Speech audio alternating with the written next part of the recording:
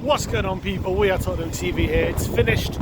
Brighton 4, Tottenham 2 at the Amex Stadium here in Brighton. Obviously very disappointed at the end of the day, very frustrated.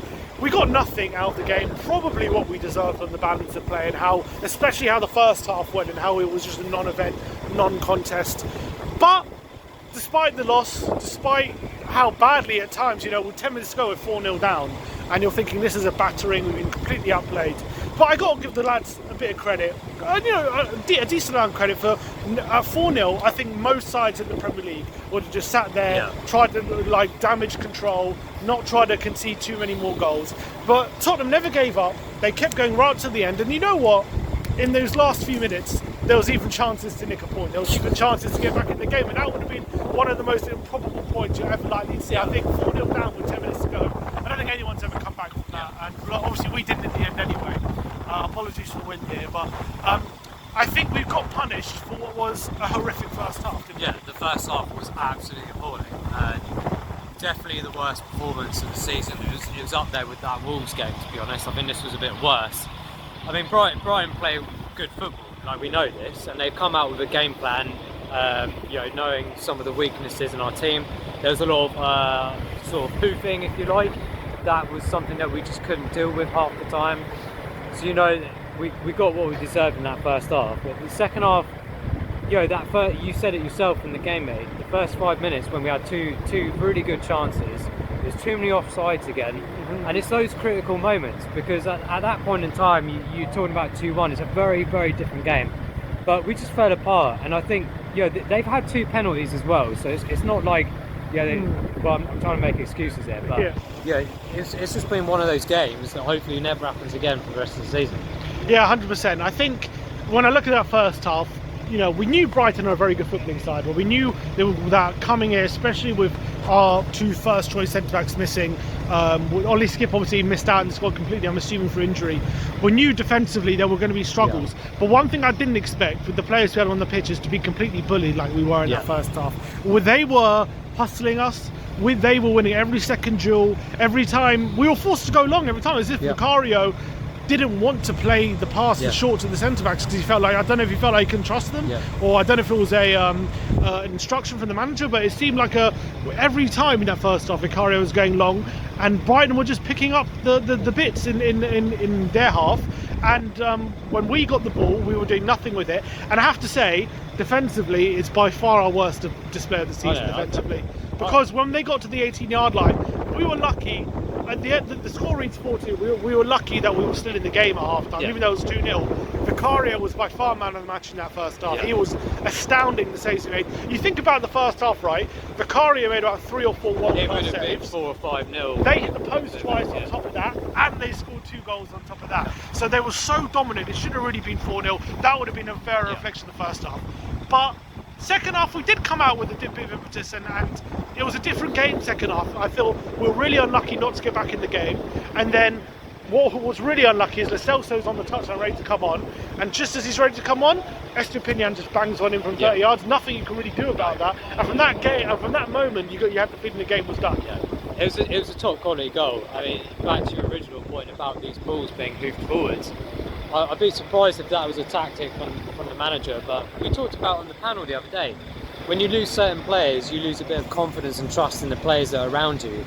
It's not new to have Emerson and Davies in front of Viccario, so it is a bit of an odd one. I wasn't really understanding what they were trying to achieve with it, because every time it went up there, they won the ball back. Brighton have got some of the biggest defenders in the Premier League. I don't know what they were expecting, but you're right, we came out a better second half, but that third goal of Brighton's was an absolute world-class goal. And it killed the game up ultimately. Whatever we did after that, it was going to be very difficult. But honestly, I generally thought in the last 5 minutes we were going to try and pull this back to 4-4. There was just an inkling of it, but hitting the post. Brian Gill was a bit of a better player on that left. He had chances. Honestly, I think we could have done something, and that sounds stupid. But if you're not watching it or anything like that, you may have not understood my point. But to be fair, in that last 15 minutes of the game, we were very dominant. And we actually played really well. I agree with you. I can't believe it. What was unfortunate is I think the third goal went in at exactly the wrong time. Yeah. You know, we're on top. Yeah. That's our best moment of the game. Yeah. And they score one from 30 yards. Nothing you can do Yeah. about that. That seemed to deflate us, It was to be honest. completely the switch of the game. It definitely deflated us at 3-0, and then they went and got a penalty, and it looked for the world to see that we'd given up. We were going to basically see the game out with 4-0, just really tepid kind of ending to the game. But we got that goal through Veliz. Yeah, Veliz got his first goal for Spurs. Son never stopped pressing throughout the whole 90 minutes and got his reward with that goal. And then a minute later, Ben Davies gets another one, and all of a sudden you're thinking, look, I think at that point it was the 83rd minute, and you're thinking, look, 10 minutes maybe plus stoppage time, 10 minutes plus stoppage time. If we get another goal quickly, who knows what can happen? And then we did. We piled on the pressure. We forced saves out of Steele. We hit the post through Højbjerg. We had penalty shouts as well.